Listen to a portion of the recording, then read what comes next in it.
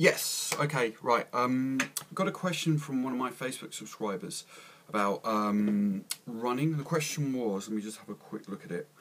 Hi Ben, I am a vegetarian and I'm doing a 10k run in December and I would like some advice on nutrition. Now I'm going to answer this kind of through YouTube directly as opposed to writing it out because I can respond a bit better actually speaking this rather than typing it out, and it takes ages. Remember, the question here isn't basically revolving around losing weight. A lot of personal training and gym questions do revolve around this, but this is more just a nutritional information. I'm going to try and cover quite a bit of information here and just get through things and cover quite a variety of topics.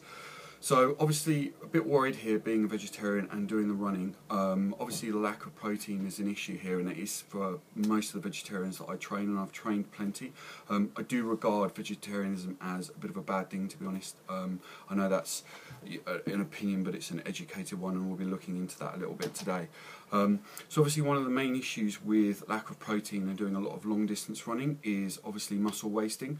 Now this isn't too much of an issue, believe it or not, to a degree, because your body's main use of fuel for the body is glucose. It actually makes ATP, which is pure energy for the body, via glucose. And obviously vegetarians do tend to get a lot of carbohydrates, which is glucose, into their body. So that isn't so much of an issue, although I do find that it's the standard of carbohydrates that are actually problems.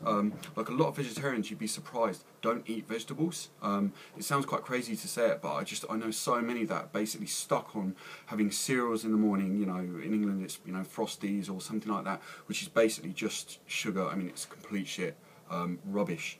Then they're moving on to frappuccinos, Starbucks this, that, and which is just awful. That's just more calories, more sugar.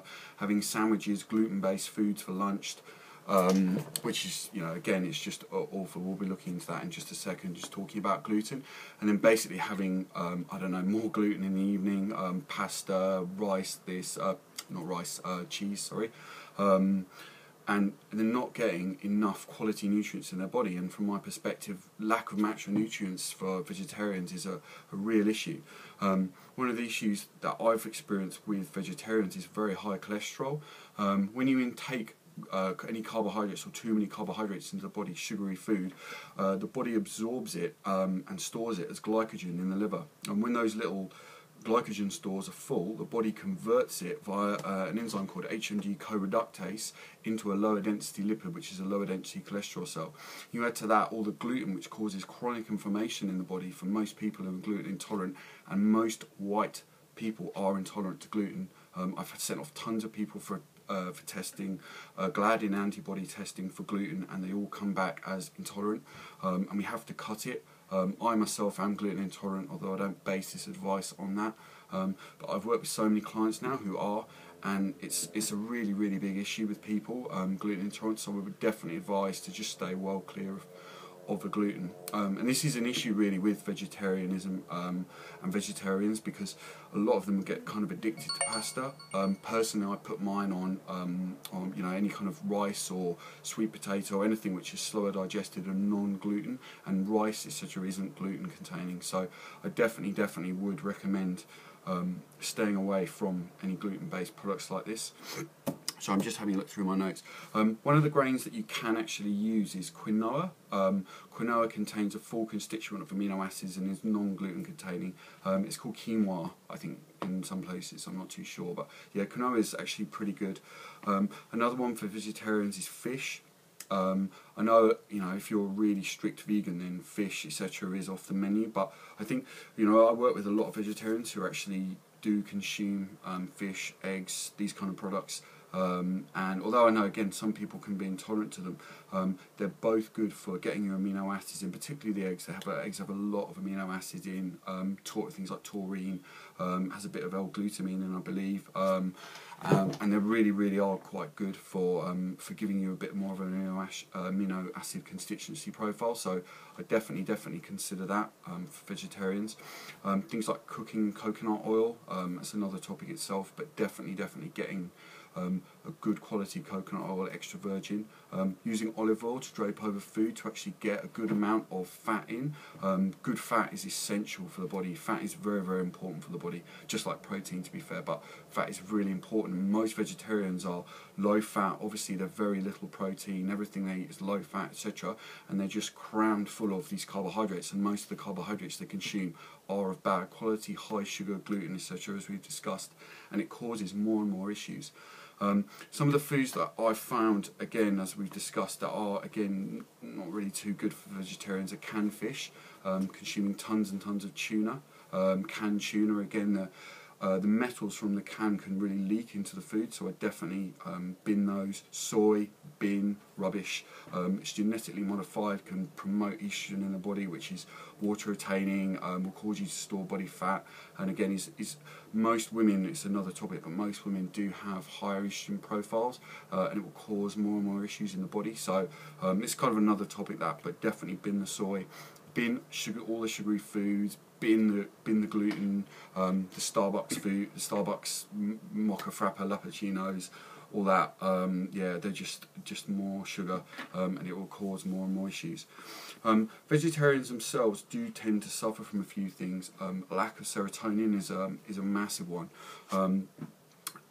Yeah, basically your body makes serotonin from 5-HTP, which is made from L-tryptophan, which is an amino acid found in turkey, chicken, eggs. It's another one found in eggs. And obviously a lot of vegetarians don't consume enough protein to get a full constituents of neurotransmitters and amino acids, and serotonin is an important chemical for the body, so it's really, really important that you either supplement with an L-tryptophan or 5-HTP, or even better, start to consume the foods. You know, I know this is an easy line to take from someone who's not a vegetarian, but it's so important that you do get these amino acids in. They're fundamental for how the body works. So you need to look at, you know, changing this and take responsibility for it and say, well, I'm actually not helping myself here. I'm not saying you should be eating, you know, just start eating a kilo of meat a day, but at the same time, these foods are very, very important for the body, and they hopefully should contain the minerals and neurotransmitters themselves in their building blocks of the actual foods that will help you. Vegetarians also suffer from a lack of glutathione, I believe that's how it's pronounced, glutamine, cysteine and glycine. This is quite an important antioxidant found in leaf vegetables, and like I said, a lot of vegetarians don't consume enough vegetables, believe it or not. And I'm talking also of more organic vegetables, if you can, but like I said, a lot of vegetarians just don't eat vegetables too much, to be honest. Also suffering from lack of taurine, which is mostly found in seafood, which is really, really important for the central nervous system and neurotransmitter production. And one of the last ones I find is a B12 deficiency. B12 is the most important B vitamin you can get. And I actually supplement my vegetarian clients with B12 because it's very, very important. It depends how strict they are and how stubborn they are, to be honest, but I do tend to supplement. So what I would suggest really for food, I would suggest really, really looking at getting some quality protein in the morning, whether it's eggs, fish. I know it may sound like a crazy suggestion, and a lot of my clients do follow meat breakfast. Again, this is to help boost the serotonin through the day. Any of the practitioners or trainers out there will be obviously familiar with Poliquin's meat and nut work. I've been giving or helping clients, giving them advice to start eating meat for about 5-6 years now. I got it personally from Robert Yang at the Czech Institute. Spoke with him in depth about this, and he gave me the idea for it, and it does work absolutely brilliantly. Helps people keep consistent energy throughout the day, helps them get their neurotransmitters in, and really, really does help them promote keeping their muscle mass, etc., and just helping their body get consistent energy throughout the morning. But yeah, I would suggest trying to get the fish or the eggs in the morning, possibly having some kind of smoothie, you know, a fruit and vegetable smoothie. Best to try and get all of your, I would say, natural sugars from rice, maybe some sweet potato, but vegetables too, and fruits. A lot of people don't look at fruit and veg as sugar, particularly the veg, but obviously they're both, particularly the vegetables, are cellulose-based sugars. They're broken down by the body into simple sugars. So you can look at those as carbohydrates for the body, so make sure you do consider that. So like I said, breakfast, possibly having eggs, salmon is a good one that I use with clients if they're very much won't eat any kind of chicken, meat, any more substantial things than fish and eggs. So salmon, eggs, smoothies in the morning, nuts as well, only a small dose. I find that nuts actually can cause a lot of inflammation with people, so I don't personally put people on tons and tons of nuts. And food preparation will be a big one. So if you don't prepare your food, you won't be able to eat really healthily. I mean, I don't think I know too many shops actually in central London where I'm from, or that I've come across, that really serve quality food that you can get quickly. Things like Pret a Manger and all these shops that just sell all this rubbish food is not going to help you. So you need to prepare your own food daily and actually take responsibility for it and say, well, these foods are going to help me, A, give me energy, and B, keep my health good. They're going to downgrade all the inflammation in my gut and my body and just help me feel better day to day. And that's what I think you should look at food for. Because if you don't prepare your food and you have to go out for these these snacks and things like that, and high sugar and high salt and bad quality foods, then it will make you feel bad. So it's very important that you do get these foods onto you. So I do also supplement people with BCAAs, amino acids, possibly protein too, depending on if I think they need it. If I can't get enough protein into them.